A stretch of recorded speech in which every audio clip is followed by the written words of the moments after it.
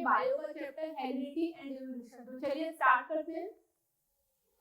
Heredity, सबसे पहले heredity को देखते हैं। हेरिडिटी एक ऐसी जिसके थ्रू कैरेक्टरिस्टिक्स एक जनरेशन से दूसरी जनरेशन को फॉरवर्ड होते हैं, पेरेंट्स से उनके ऑफ स्प्रिंग पर फॉरवर्ड होते हैं। ऑफ स्प्रिंग यानी उनके चिल्ड्रन को फॉरवर्ड होते हैं। तो यहाँ पर हम हेरिडिटी में लिख सकते हैं heredity the phenomena inheritance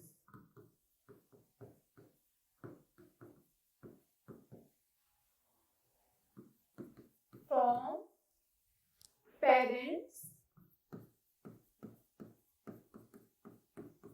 to their offspring.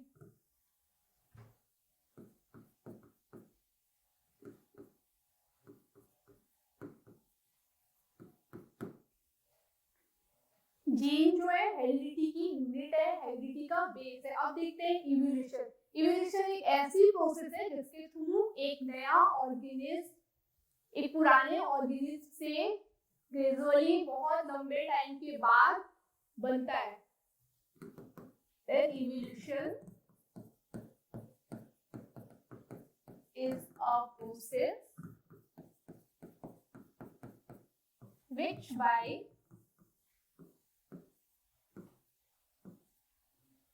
a new organism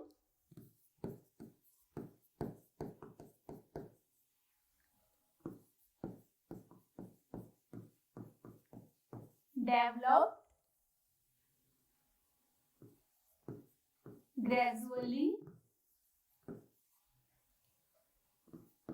from an old organism over a long period of time.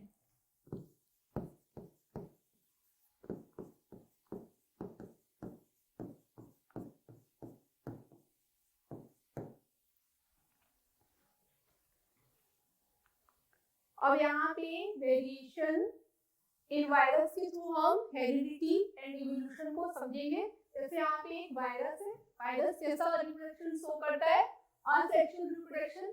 Asexual reproduction के बारे में हमने प्रीवियस क्लास में पढ़ चुके हैं। असेक्सुअल रिप्रोडक्शन इस टाइप का रिप्रोडक्शन होता है जिसमें केवल एक सिंगल पेरेंट्स ही इवॉल्व होते हैं, मींस एक सिंगल पेरेंट्स में ही male gametes and female gametes होते हैं। तो जहाँ जैसे यहाँ पे एक वायरस, क्योंकि एक सिंगल वायरस है, इसने रिप्रोडक्शन किया, उसके थ्रू उसने दो ऑफस्प्रिंग बनाए।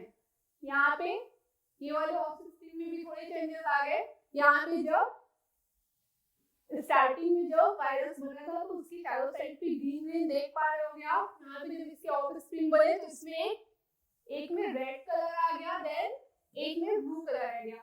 देन अगेन इन दोनों ने भी रिप्रोडक्शन किया और दो अलग अलग ऑफस्प्रिंग बनाए। तो यहाँ पे जब इसने ऑफस्प्रिंग बनाया तो यहाँ पे व्हाइट कलर से शो किया इसकी एक ऑफस्प्रिंग ने, और एक दूसरी चिल्ड्रन ने येलो कलर शो किया। देन इसने भी रिप्रोडक्शन किया, देन यहाँ पे पिंक कलर वाला ऑर्गेनिज्म बना, वायरस बना, एंड एट लास्ट इस टाइप का वायरस बना जो कि पहले वाले वायरस से कंप्लीटली डिफरेंट है। यहाँ पे आप देख पा रहे होंगे, यहाँ पे सभी कलर मिक्स हो गए, जो सारी जनरेशन से आते गए, जैसे blue colour, red colour, yellow colour, यहाँ पे आके सारे मिक्स हो गए। तो यहाँ पर एक नए ऑर्गेनिज्म से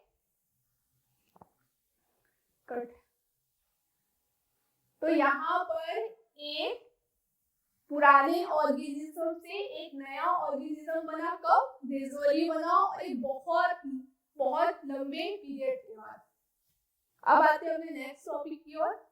यहाँ पर कुछ इंपॉर्टेंट टर्मिनोलॉजीज देख लेते हैं जो कि इस चैप्टर को हमें समझने के लिए हेल्पफुल रहेंगी।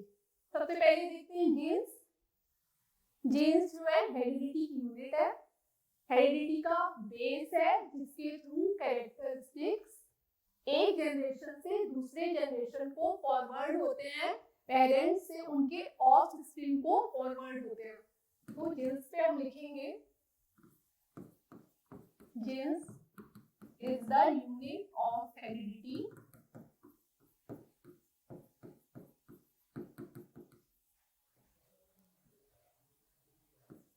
by which characteristics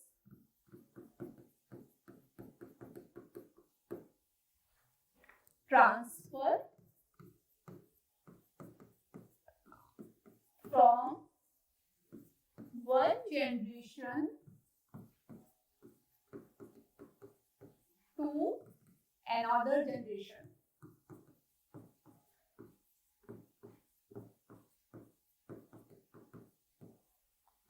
और पेरेंट्स टू ऑफस्प्रिंग। यहाँ पे जीन्स कहाँ पाए जाते हैं? क्लास 9 के सेल वाले चैप्टर में आपने पढ़ा होगा। किसी भी लिविंग ऑर्गेनिज्म में एक न्यूक्लियस पाया जाता है। न्यूक्लियस के अंदर क्रोमोसोम्स मिलते हैं, क्रोमोसोम्स में डीएनए पाए जाते हैं एंड इन डीएनए में जीन्स पाए जाते हैं। न्यूक्लियस के अंदर क्रोमोसोम्स मिलेंगे एंड क्रोमोसोम के अंदर डीएनए मिलेगा एंड इस डीएनए में बहुत सारे जीन्स पाए जाएंगे। अलग अलग कैरेक्टर के लिए अलग अलग टाइप के जीन्स होते हैं। जैसे हमारे आईज कलर के लिए अलग टाइप का जीन्स रिस्पॉन्सिबल होगा, हमारे हेयर्स के कलर के लिए अलग टाइप का जीन्स रिस्पॉन्सिबल होगा, हमारी हाइट के लिए अलग टाइप का जीन्स रिस्पॉन्सिबल होगा। तो अलग अलग कैरेक्टरिस्टिक्स के लिए अलग अलग टाइप के जीन्स रिस्पॉन्सिबल होते हैं। जीन्स हमेशा पेयर में पाए जाते हैं। यहाँ पे एग्जांपल हम लेते हैं।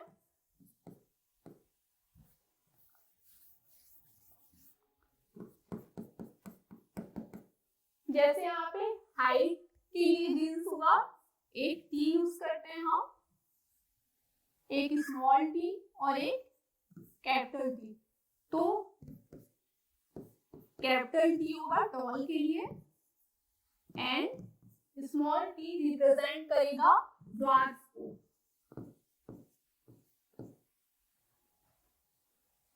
तो यहाँ पे कैपिटल टी होगा डोमिनेट जीन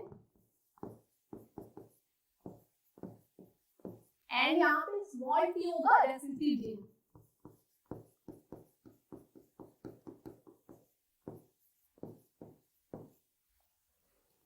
अब आते हैं अपने नेक्स्ट टॉपिक की ओर, क्रोमोसोम्स। सारे लिविंग ऑर्गेनिज्म, चाहे वो प्लांट्स हो चाहे वो एनिमल्स हो, उनमें एक न्यूक्लियस पाया जाता है। न्यूक्लियस के अंदर ही बहुत सारे क्रोमेटिन फाइबर्स पाए जाते हैं। इन क्रोमेटिन फाइबर्स के मिलने से क्रोमोसोम्स बनता है। इन क्रोमोसोम्स में डीएनए पाए जाते हैं और डीएनए में ही जीन्स लोकेटेड होते हैं। अलग अलग कैरेक्टरिस्टिक्स के लिए अलग अलग टाइप के जीन्स रिस्पॉन्सिबल होते हैं। जैसे कि ये हो गया न्यूक्लियस,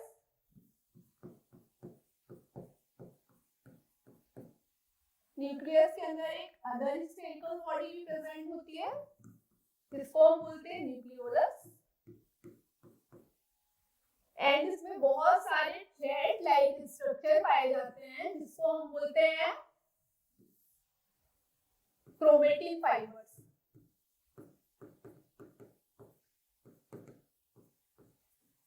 और इन्हीं क्रोमेटिन फाइबर्स के मिलने से क्रोमोसोम्स बनता है। इन्हीं क्रोमोसोम्स में डीएनए पाए जाते हैं और डीएनए में जीन्स पाए जाते हैं। जीन्स ही हेरिडिटी के लिए रिस्पॉन्सिबल होते हैं, जिनके थ्रू कैरेक्टरिस्टिक्स पेरेंट्स से ऑफस्प्रिंग में ट्रांसफर होते हैं। अब आते हैं अपने नेक्स्ट टॉपिक की ओर, डोमिनेंट जीन। ऐसे जीन जो कि अपने इफेक्ट को किसी अदर जीन की प्रेजेंस में शो करते हैं और ये दोनों कंडीशन में डिटरमाइन होंगे, हेटेरोजाइगस कंडीशन में भी एंड होमोजाइगस कंडीशन में भी।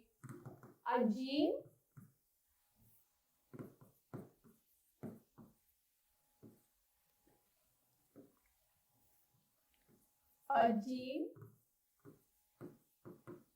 which define traits in the presence of other gene.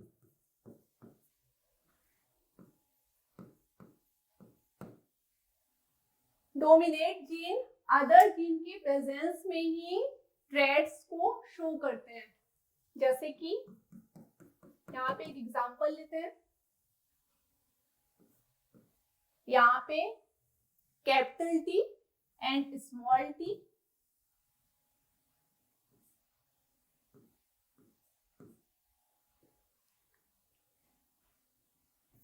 And यहाँ पे capital T and capital T. तो यहाँ पे भी हाइट कैसी होगी, टॉल होगी. यहाँ पे भी डोमिनेट जीन वर्क करेगा एंड यहाँ पे भी हाइट कैसी होगी, टॉल होगी. अब देखते हैं रेसेसिव जीन. रेसेसिव जीन ऐसे जीन होते हैं जो कि ट्रेट को किसी अदर आइडेंटिकल जीन की प्रेजेंस में डिफाइन करते हैं. A gene which define the traits in the presence of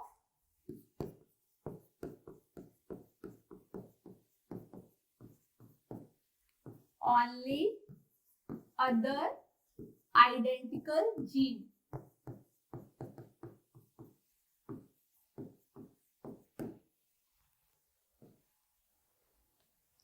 ये अपने इफेक्ट को सिर्फ होमोजाइगस कंडीशन में ही शो करेंगे. एग्जांपल के लिए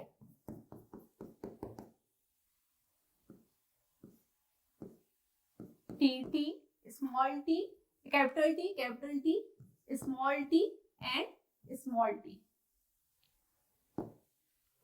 अब आते हैं अपने नेक्स्ट टॉपिक की ओर. Elets.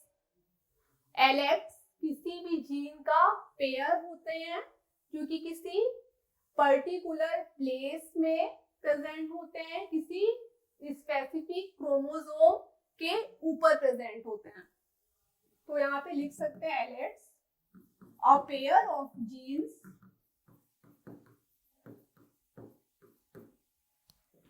which occupy a specific place in a specific chromosome.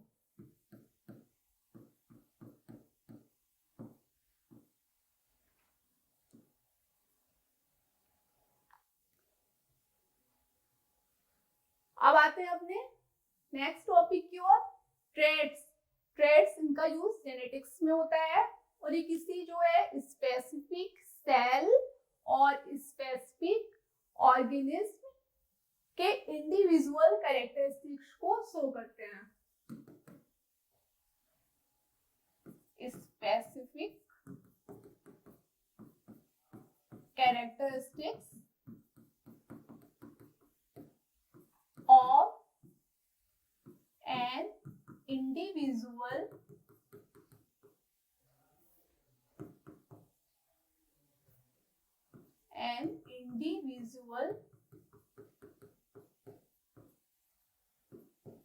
cell or organism.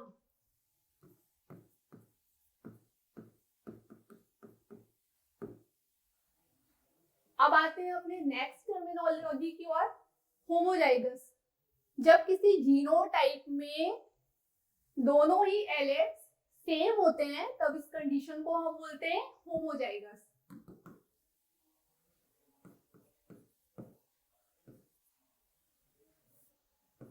The traits are same in a genotype. For example, small t and capital T. And heterozygous, जब किसी genotype में दोनों ही traits different होंगे तब उसको हम heterozygous बोलेंगे. The traits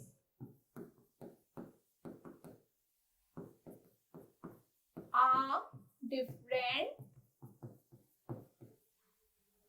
in a genotype. For example,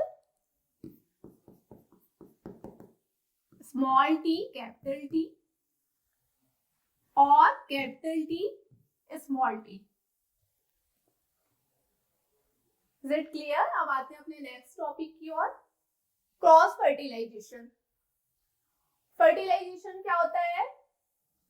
जब मेल गैमेट फीमेल गैमेट से फ्यूजन करते हैं तब उसके थ्रू एक नया ऑर्गेनिज्म बनता है जिसको हम फर्टिलाइजेशन बोलते हैं. क्रॉस फर्टिलाइजेशन सेक्सुअल रिप्रोडक्शन में देखने को मिलता है. सेक्सुअल रिप्रोडक्शन ऐसा रिप्रोडक्शन होता है जिसमें दो पेरेंट्स इन्वॉल्व होते हैं. मीन्स दो टाइप की सेक्स सेल इन्वॉल्व होगी, एक mail gametes and female gametes में फ्यूजन होगा. देन इनमें रिप्रोडक्शन के थ्रू एक नया ऑर्गेनिज्म डेवलप होगा और ये मल्टी सेलुलर ऑर्गेनिज्म में देखने को मिलेगा जिनकी बॉडी कॉम्प्लेक्स होगी. और नॉर्मली जो है क्रॉस फर्टिलाइजेशन ही ऑर्गेनिज्म में देखने को मिलता है. इसके थ्रू जो वेरिएशन होगा बहुत ज्यादा होगा.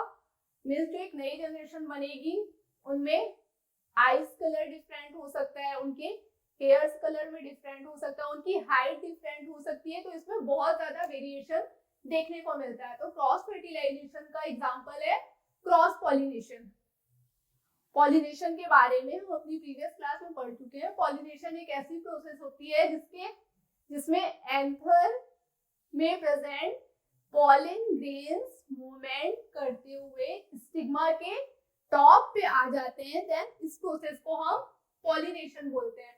तो क्रॉस पॉलिनेशन, यहाँ पे एक क्रॉस पॉलिनेशन शो किया गया है. यहाँ पे दो डिफरेंट टाइप के फ्लावर है. क्रॉस पॉलिनेशन इस टाइप के प्लांट्स में देखने को मिलता है. या तो वो उसी प्लांट का कोई डिफरेंट फ्लावर होगा या किसी अदर प्लांट का फ्लावर होगा. जब दोनों के बीच फर्टिलाइजेशन होगा तब इस टाइप के पॉलिनेशन को क्रॉस पॉलिनेशन बोलते हैं. जैसे यहाँ पे आप डायग्राम में देख पा रहे होंगे, यहाँ पे दो डिफरेंट टाइप के फ्लावर्स हैं और यहाँ पे एक फ्लावर के एंथर में प्रेजेंट पॉलन ग्रेन्स मूवमेंट करते हुए अदर प्लांट के स्टिग्मा के टॉप तक आ रहा है. तो इस टाइप के पॉलिनेशन को क्रॉस पॉलिनेशन बोलते हैं, जो कि क्रॉस फर्टिलाइजेशन का एक एग्जांपल है. तो क्रॉस फर्टिलाइजेशन में हम लिख सकते हैं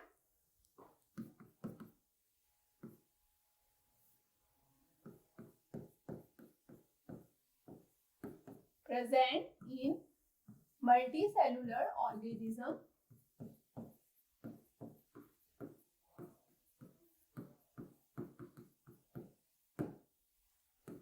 shows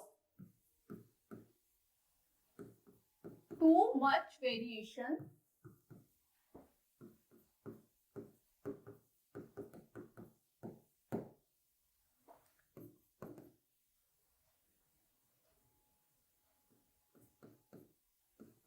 it shows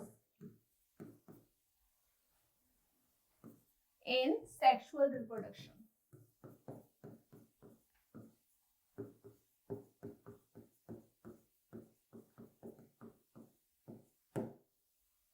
You got my point? अब आते हैं नेक्स्ट टॉपिक की ओर, सेल्फ फर्टिलाइजेशन. सेल्फ फर्टिलाइजेशन कैसा फर्टिलाइजेशन होता है जिसमें सिर्फ एक सिंगल पेरेंट इन्वॉल्व होते हैं. मीन्स ये सेक्सुअल रिप्रोडक्शन में देखने को मिलता है जिसमें एक ही टाइप के ऑर्गेनिज्म में ही male gametes and female gametes present होते हैं, उनमें फ्यूजन होता है, देन उसके थ्रू एक नया ऑर्गेनिज्म बनता है. तो सेल्फ फर्टिलाइजेशन का एग्जांपल है सेल्फ पॉलिनेशन. सेल्फ पॉलिनेशन एक फ्लावर में यहाँ पे डायग्राम में दिखाया गया है. सेल्फ पॉलिनेशन में किसी एक प्लांट के किसी एक ही फ्लावर के एंथर में प्रेजेंट पॉलन ग्रेन्स मूवमेंट करते हुए स्टिग्मा के टॉप की तरफ आते हैं. तो इस टाइप के पॉलिनेशन को हम सेल्फ पॉलिनेशन बोलते हैं. यहाँ पे आप देख पा रहे होंगे, यहाँ पे एक फ्लावर है, ये फ्लावर का एंथर हो गया. एंथर में क्या प्रेजेंट होते हैं? बहुत सारे पॉलन ग्रेन्स. देन ये हो गया कट। जैसे यहाँ पे आप इस फ्लावर में देख पा रहे होगे, ये है फ्लावर का एंथर। इस एंथर में बहुत सारे पॉलन ग्रेन्स पाए जाते हैं।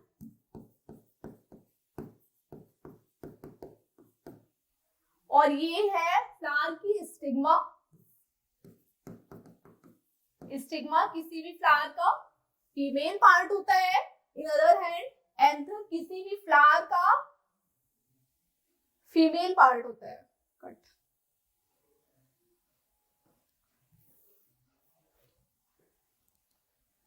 एंड ये है फ्लावर की stigma.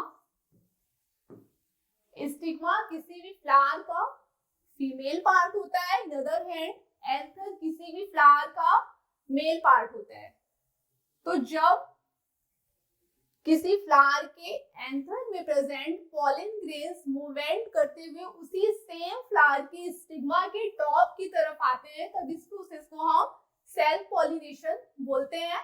Self pollination self fertilisation का एक एग्जांपल है। Self fertilisation basically unicellular organism में देखने को मिलता है। साथ ही साथ कुछ सिंपल मल्टी सेलुलर ऑर्गेनिज्म में भी इस टाइप का फर्टिलाइजेशन देखने को मिलता है। तो यहाँ पे हम कुछ पॉइंट्स नोट कर सकते हैं।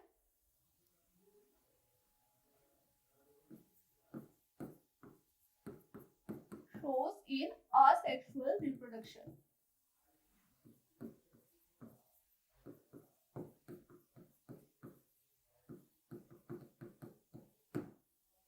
अब इसमें वेरिएशन की बात करें तो इसमें वेरिएशन भी बहुत कम देखने को मिलेगा, क्योंकि इस टाइप के ऑर्गेनिज्म की बॉडी भी सिंपल होगी, कॉम्प्लेक्स नहीं होगी।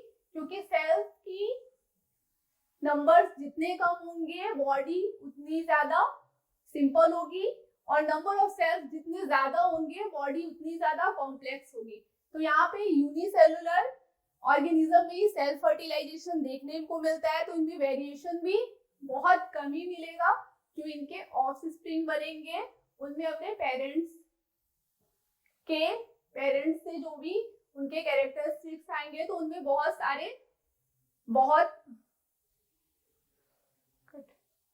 बहुत कम चेंजेस देखने को मिलेंगे।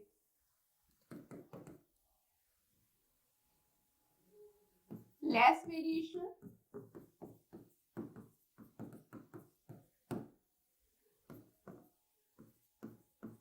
shows unicellular organism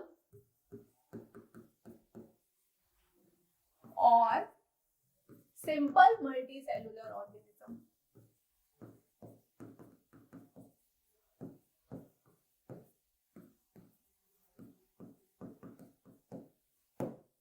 is it clear? अब आते हैं अपने नेक्स्ट टॉपिक की ओर, F1 जनरेशन।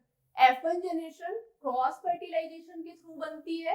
ये सेक्सुअल रिप्रोडक्शन में देखने को मिलता है। सेक्सुअल रिप्रोडक्शन में दो पेरेंट्स इन्वॉल्व होते हैं, दो टाइप की सेक्स सेल इन्वॉल्व होती है, एक mail gametes and female gametes. जब इनमें फ्यूजन होता है तो इस फ्यूजन के थ्रू नया ऑर्गेनिज्म बनता है।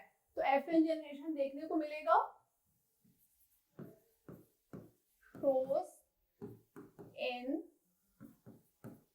cross fertilization। In other hand, F2 generation self fertilisation में देखने को मिलेगा।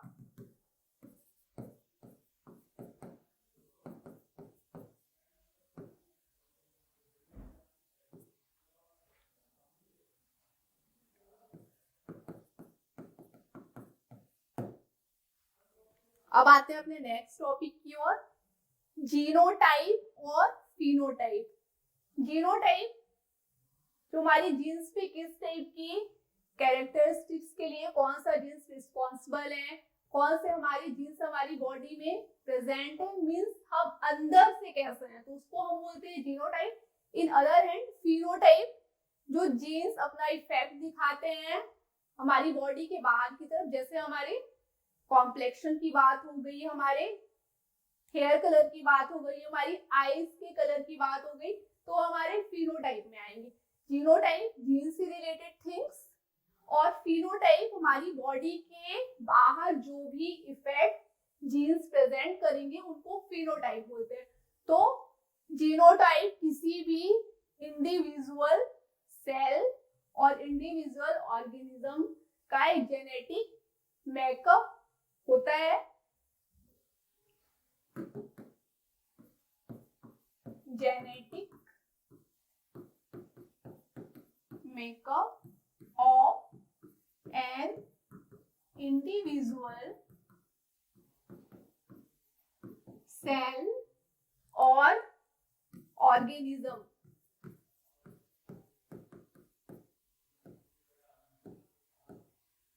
जो कि फिनोटाइप को रिप्रेजेंट करता है, विच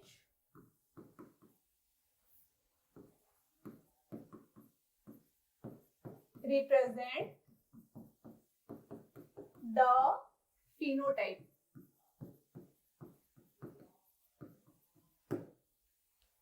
और फिनोटाइप देख लेते हैं। फिनोटाइप बेसिकली दो बेसिक कैरेक्टर्स को का रिजल्ट होता है, दो बेसिक कैरेक्टर्स को फॉलो करता है। एक तो रेसेसिव फैक्टर हो गया, एक डोमिनेट फैक्टर हो गया। Result of two basic factors. First is dominate factor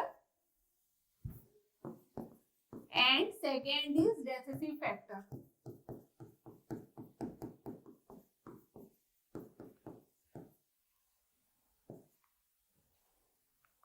यहाँ पे इस स्ट्रक्चर के थ्रू हम जीनोटाइप एंड फिनोटाइप को समझते हैं। यहाँ पे जीन्स के दो पेयर दिखाई दे रहे हैं, जो कि जैसे स्मॉल बी ब्लू आइज के लिए रिस्पॉन्सिबल है, और यहाँ पे capital B and small B और कैपिटल बी जो कि ब्राउन आइज के लिए रिस्पॉन्सिबल है। तो यहाँ पे ये हो गया जीनोटाइप, ये हो गया जीनोटाइप, और जो कलर शो कर रहा है ये हो गया जीन्स का पेयर, जिसको बोल दिए जीनोटाइप। और जीनोटाइप ने जो रिजल्ट आउटर साइड में बॉडी में हमारे शो किया उसको हमने बोल दिया फिनोटाइप। तो इस जीनोटाइप ने अपना इफेक्ट दिखाया, जिसके थ्रू आइज का कलर ब्लू भी हो सकता है, और इस जीनोटाइप के कलर के चलते इस आइज का कलर ब्राउन भी हो सकता है। अब आते हैं अपने नेक्स्ट टॉपिक की ओर, variation in reproduction. Sexual and asexual reproduction में अलग अलग टाइप का वेरिएशन देखने को मिलता है। Variation means differentiation of characteristics. Variation means differences of characteristics of an individual cell or organism.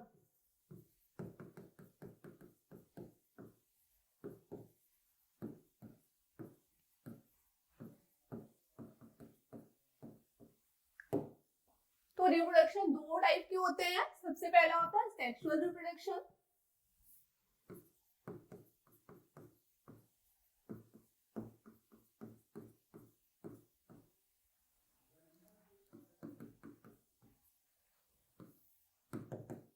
Sexual reproduction में टू टाइप्स के पेरेंट्स प्रेजेंट होते हैं, टू टाइप्स के पेरेंट्स इन्वॉल्व होते हैं, टू टाइप की सेक्स सेल इन्वॉल्व होती है, mail gametes and female gametes. इसीलिए इसमें वेरिएशन भी ज्यादा देखने को मिलता है।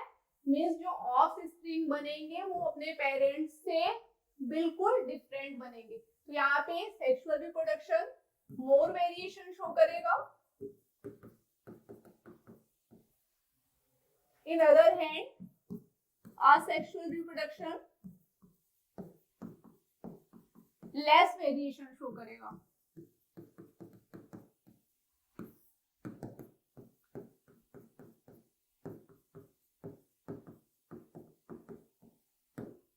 asexual रिप्रोडक्शन यूनिसेलुलर ऑर्गेनिज्म में देखने को मिलता है, साथ ही साथ कुछ सिंपल मल्टीसेलुलर ऑर्गेनिज्म में भी देखने को मिलता है। सेक्सुअल रिप्रोडक्शन में सिर्फ एक ही पेरेंट्स इन्वॉल्व होता है, मींस एक ही पेरेंट्स, सिर्फ सिंगल पेरेंट्स में ही male gametes and female gametes present होते हैं। तो इस टाइप के रिप्रोडक्शन में वेरिएशन बहुत कम देखने को मिलता है, मींस ऑफ स्प्रिंग में पेरेंट्स के थ्रू जो भी चेंजेस आएंगे वो बहुत ही कम क्वांटिटी में होंगे।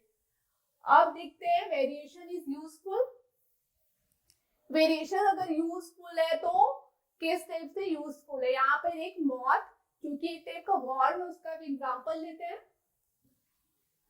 जैसे कि ये मॉथ है,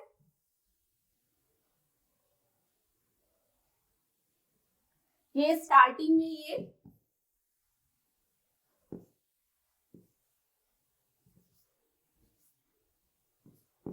व्हाइट कलर की थी, देन इसमें वेरिएशन हुआ, वेरिएशन के थ्रू इसने अपना कलर चेंज करके ब्लू कर लिया।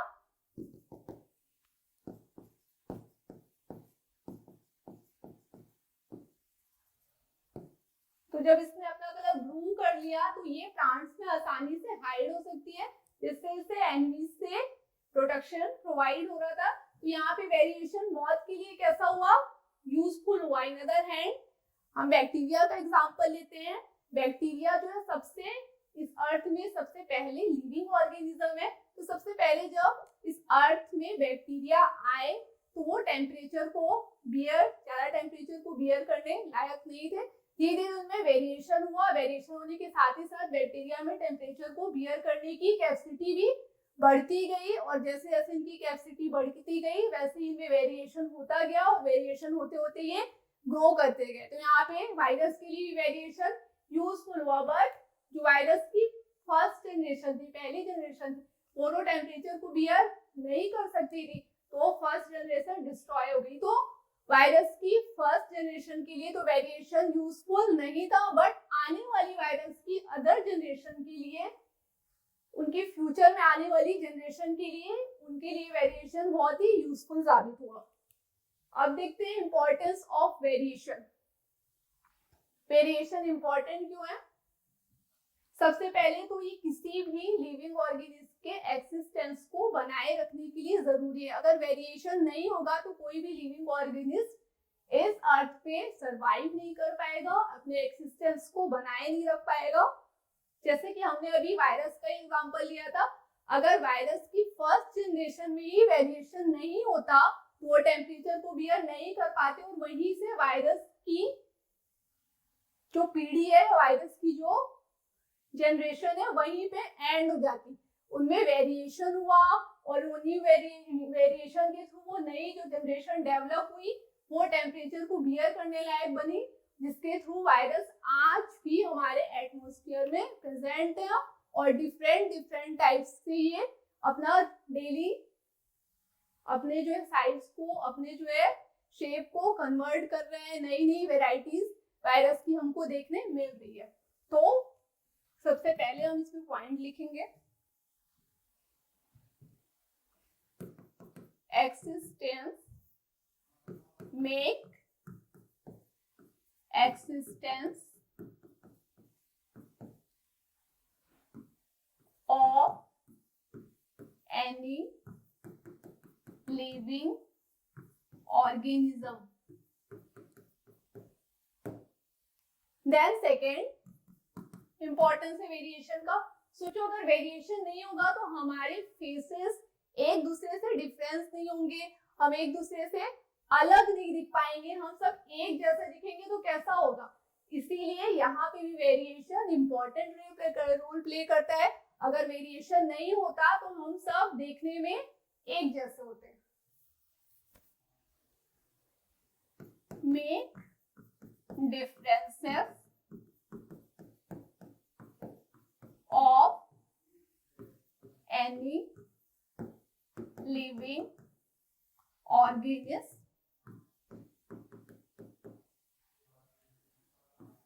for help to identify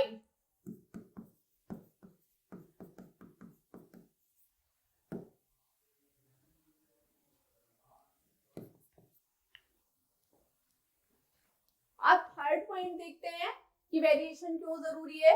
अगर वेरिएशन नहीं होगा तो ये जो नई नई स्पीसीज है, चाहे प्लांट्स की हो, चाहे एनिमल्स की हो, चाहे वेजिटेबल्स की हो, वो कैसे डेवलप होगी। जब किसी भी प्लांट्स ने भी वेरिएशन किया होगा तभी तो उसकी नई नई स्पीसीज आई होगी।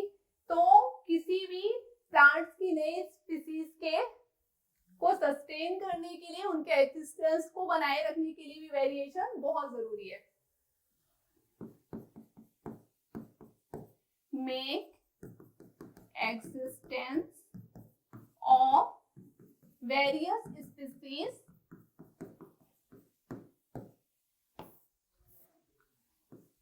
species of flowers, vegetables